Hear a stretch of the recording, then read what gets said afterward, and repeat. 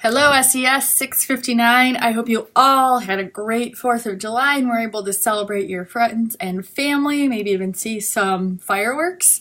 I know I had a great time with my family. My 2 boys swam in the pool most of the day, and then we got to have a good cookout dinner with my husband's family. So it was really nice.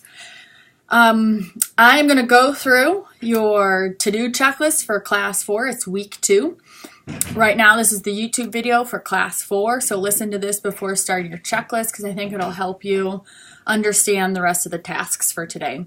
And then in a separate video, I also have explained your class-wide PBIS assignment. And next week, I'll release more of the content and the documents you need for the FABA BIP assignment. So hold tight. You guys got a lot on your plate right now, so I'm holding off a little bit to release that until next week. Also, I will start a Canvas conference on Wednesdays from 8:30 to 9:30 p.m. because I know some of you cannot make the morning conferences, but would still like a time to just quickly touch base and ask questions and just see me personally face to face. You might not be able to come into campus or set up a time for me, so I wanted to make that available because the morning conferences that we've had with available to you guys, a couple students can come in at a time, and it's just been really helpful for each other, for you guys to ask questions. I'm available to respond or let you guys help each other out. So it's been going great, and I want to be able to offer that to students who cannot meet in the mornings.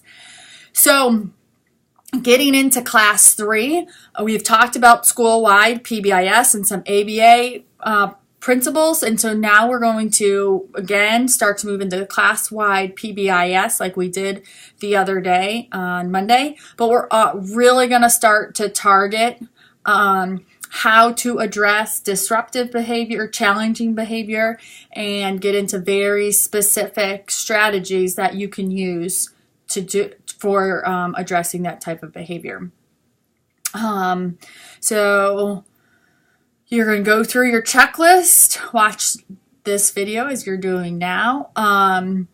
Be sure that your assignments that are due tonight are submitted. You have 3 PowerPoints from a different behavior management text, Schuerman and Hall. It's going to be chapters 4, 5, and 6. So in your syllabus it says also chapter 3, but I did not include that. It's on school-wide PBIS, and you guys are all set with that. Then you also have chapter 7 in Alberto and Troutman, so that's determining the function of behavior. So now we're really getting into, okay, we have this idea of behavior.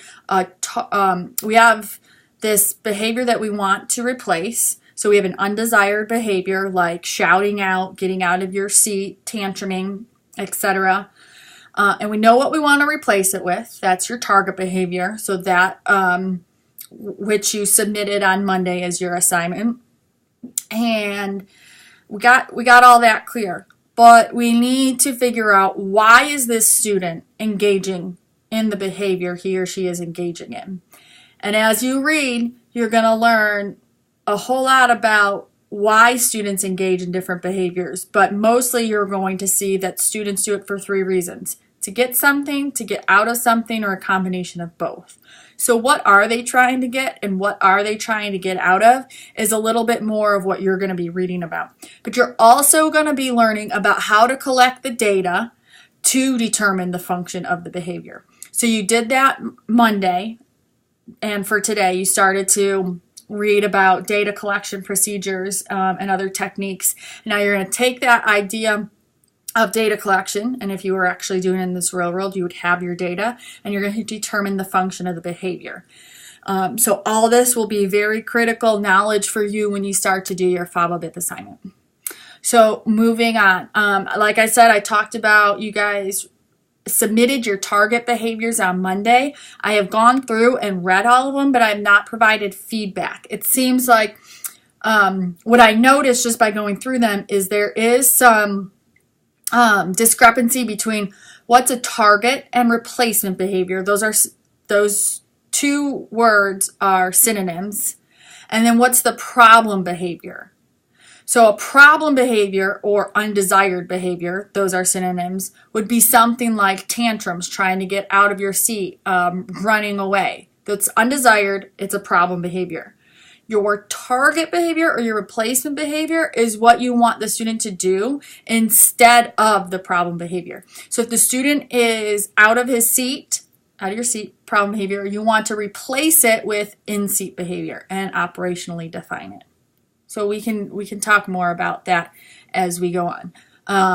Obviously, you're not graded on that assignment. I'll give you each individual feedback. Maybe on your language choice, not a big deal moving forward, but just so that you know when the assignment is described, target and replacement behavior are usually synonymous.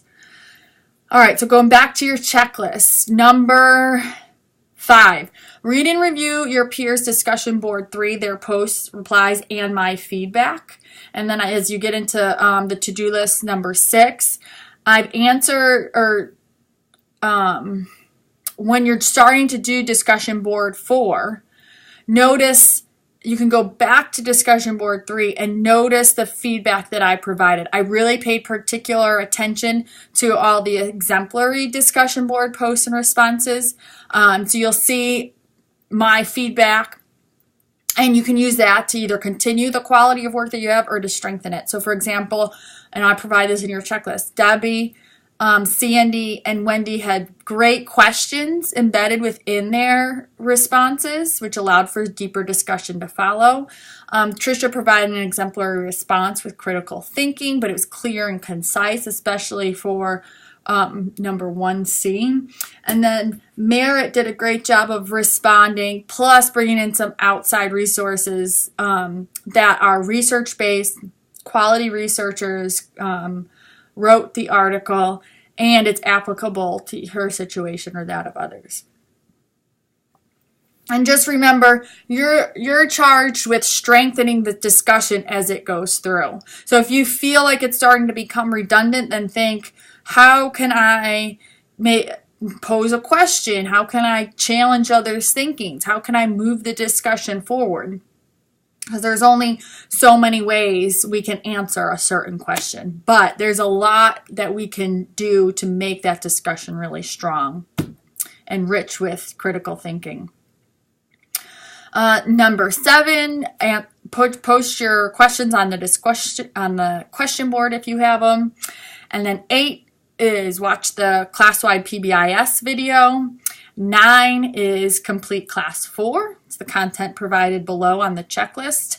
And 10 is to find a research-based article that supports self-monitoring or a study where the researcher uses self-monitoring. Then you're going to save that and post it to the self-monitoring portal that I have posted in assignments. It's not graded. I'll check either complete or not complete, but you will use this in the future for some discussions, but a lot for your FABA-BIP assignment. So it should become very helpful. All right, so that's it for today. Enjoy your weekend. You got a lot to do. You got your work cut out for you, and let me know if you need anything. This is SES659, and you guys are awesome. Take care.